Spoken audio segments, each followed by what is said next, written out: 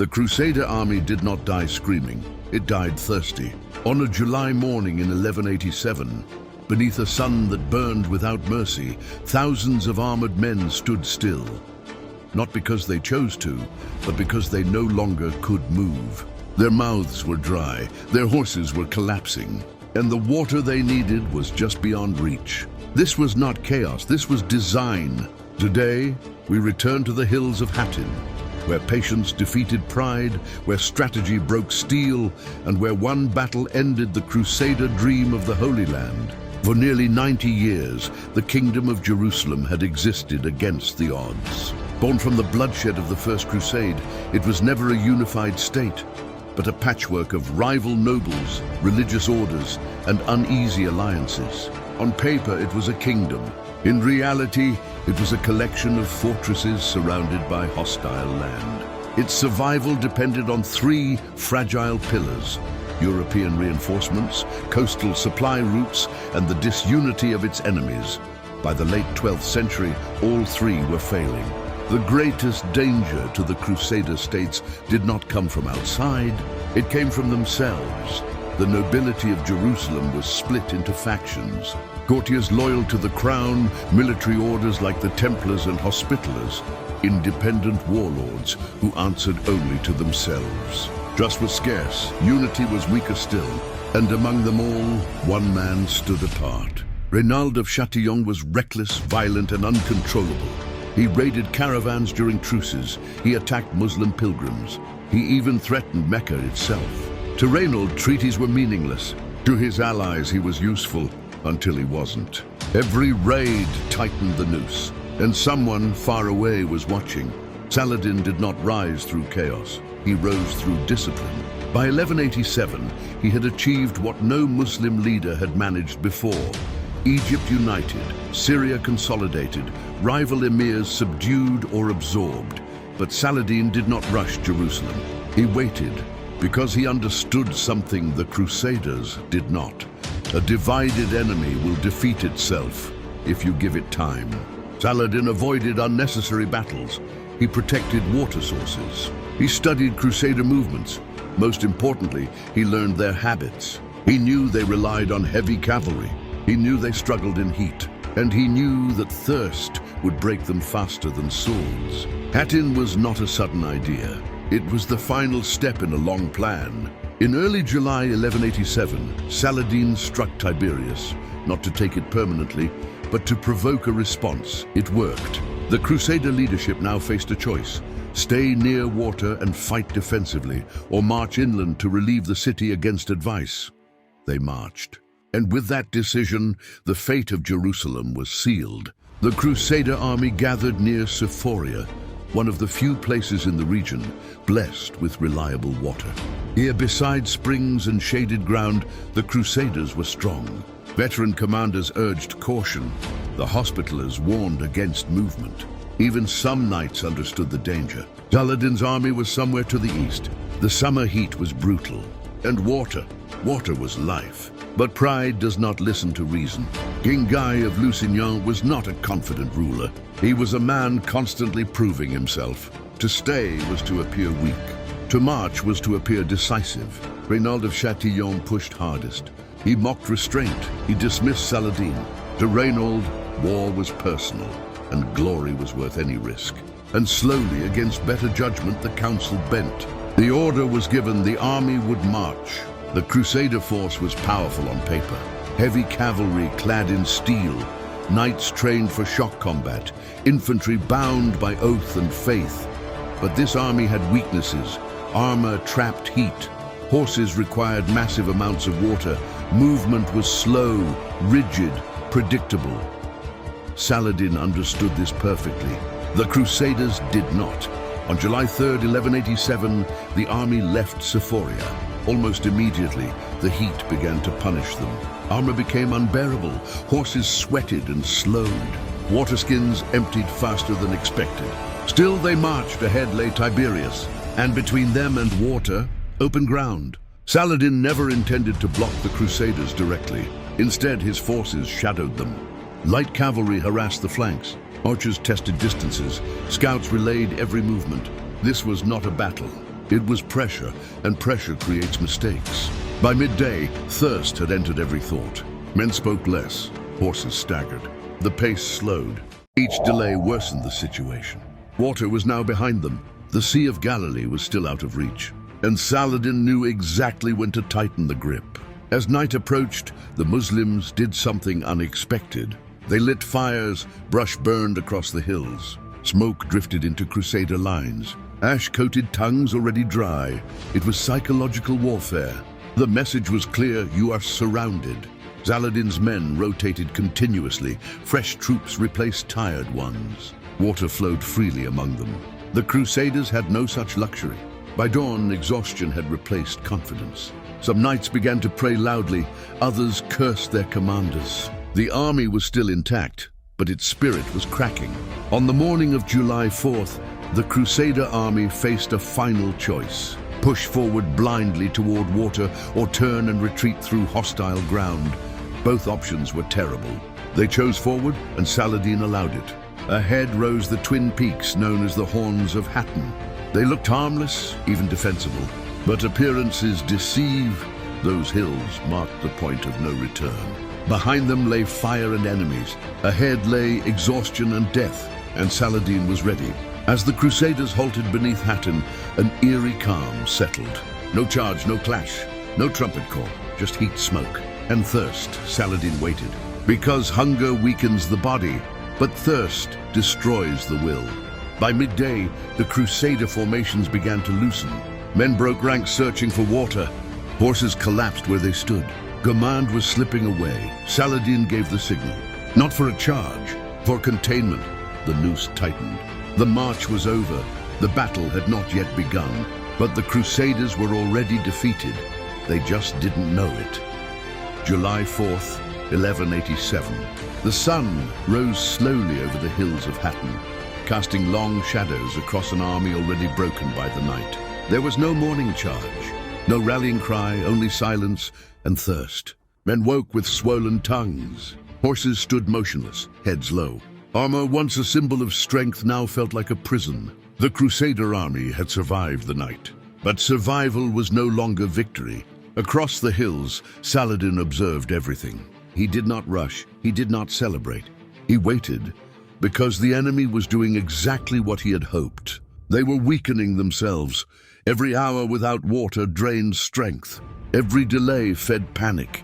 This battle would be won by restraint. As the heat intensified, Saladin gave a quiet order. Dry grass was set alight once more. Smoke rolled toward the Crusader lines. Eyes burned, lungs filled with ash.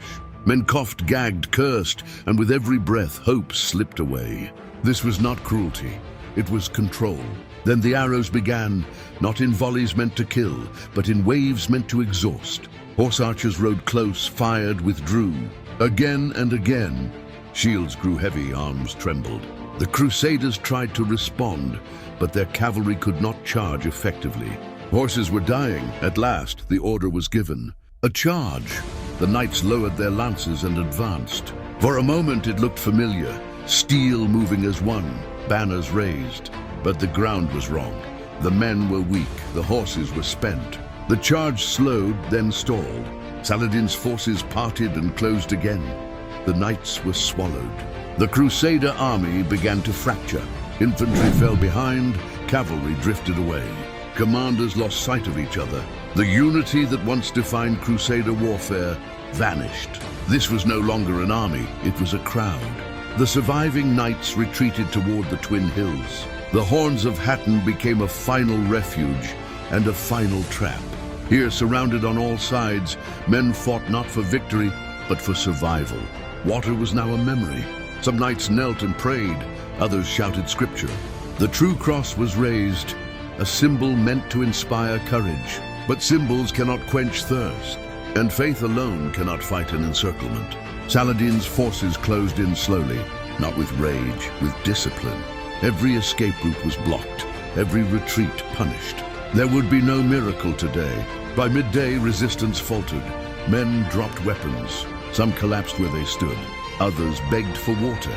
The battlefield fell quiet, not because the fighting was over, but because there was nothing left to fight with.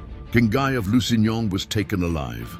He was led before Saladin, exhausted, defeated, silent. The kingdom he ruled had ceased to exist. And Saladin knew it. Reynold was also captured. Saladin offered water to King Guy. Then he turned to Reynold. There would be no mercy. Reynold had broken truces. He had attacked pilgrims. He had chosen this path. Saladin carried out the sentence himself. Justice, not vengeance. The most devastating moment came quietly. The true cross, the symbol carried into every Crusader battle, was seized. When the news spread, resistance ended. Because when the cross fell, the army's purpose fell with it. By afternoon, the battle was over. Thousands lay dead, thousands more were prisoners. Very few escaped. The hills of Hatin were covered in armor, banners, broken men. And Saladin stood victorious. Not triumphant, victorious. The kingdom of Jerusalem did not fall slowly. It collapsed in a single afternoon. What decades of war could not accomplish, thirst had achieved. When the fighting ended, silence settled over Hatin. Not the silence of peace, but the silence that follows exhaustion. The battlefield was littered with broken armor, fallen banners, and the remains of an army that had once ruled the Holy Land. Saladin did not allow celebration. There would be time for that later. First, there was order. Thousands of crusaders were taken alive. Knights, foot soldiers, nobles, men who hours earlier had marched with confidence. Saladin ordered them separated. Those of rank were treated with dignity. Common soldiers were spared. But there was one exception, the military orders. Saladin understood the nature of the military orders. They were not local defenders. They were permanent warriors sworn to endless war. Templars and Hospitallers were executed, not in rage, but in recognition of what they represented. Warriors without homeland, men who would return to fight again. It was a brutal decision, and a calculated one. To the rest, Saladin showed restraint. Ransoms were allowed, prisoners were fed. Families were reunited. This was not weakness. It was control. Because Saladin knew something few conquerors ever learn. Fear creates enemies. Mercy creates memory. With the Crusader army destroyed, the road to Jerusalem lay open. City after city surrendered, not after sieges, but after messages. Word of Hatin traveled fast. Resistance collapsed. Ports that once sustained Crusader power now stood isolated. Without an army, walls meant little. Some cities negotiated. Others surrendered without bloodshed.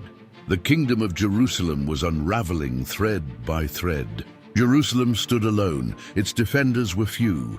Its leaders were divided. Its supplies limited. The memory of 1099 haunted the city, when Crusaders had taken Jerusalem with slaughter. Many feared revenge. They were wrong. In September 1187, Saladin arrived. He did not rush the walls. He offered terms.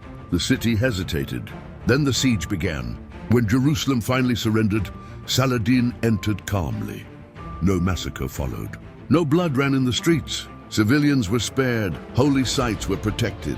Ransoms were set, not executions. Christian, Jewish, and Muslim residents were allowed safety. History took note.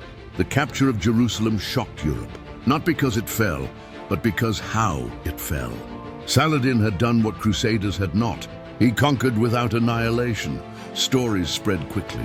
Of Saladin's discipline, of his restraint, of his honor. Even his enemies spoke his name with respect. The Battle of Hattin was now more than a military victory. It was a moral one. But peace was not permanent. Europe would respond, kings would rise, armies would gather. Hatin had ended one war, but it had started another. As Saladin secured Jerusalem, word traveled across the Mediterranean. To Rome, to Paris, to London, the answer would come soon. The hills of Hatin would never be the same. A single day had decided the fate of empires. The Crusader army, once proud, was shattered. The kingdom of Jerusalem, once strong, was broken. And Saladin, a man of patience and discipline, had rewritten history. But the story did not end there. Hatin became a symbol of strategy over brute force, of patience over haste, of leadership over pride. Saladin's brilliance lay in restraint. He understood timing is as lethal as steel.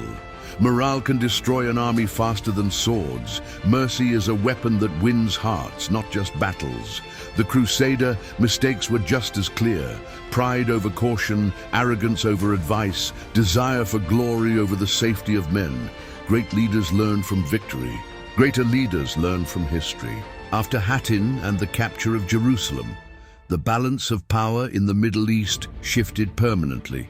Muslim forces gained momentum. European monarchs were forced to respond.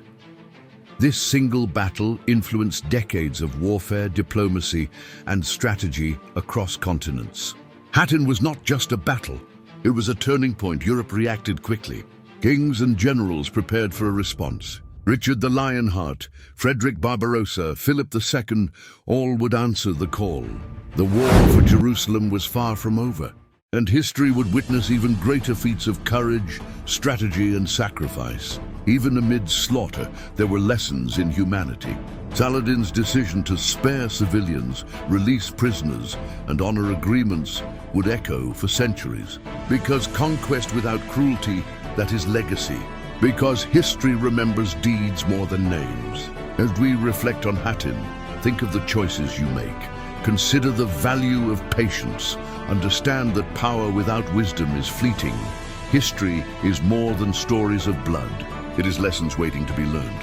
Hattin has ended, but the story is far from over. The Third Crusade is coming. Richard the Lionheart, Saladin, and the war for Jerusalem await. Subscribe and turn on notifications. Join us for the next chapter of history, because these are the battles that shaped our world. Don't just watch history, witness it.